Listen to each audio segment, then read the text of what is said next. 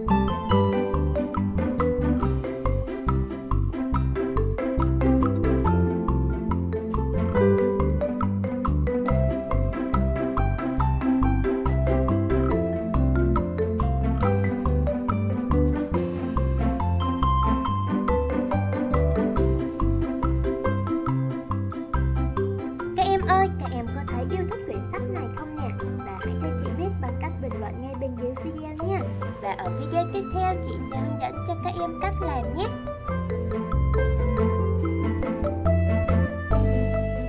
Nếu các bạn yêu thích kênh thì hãy nhanh tay đăng ký, like và share để ủng hộ kênh.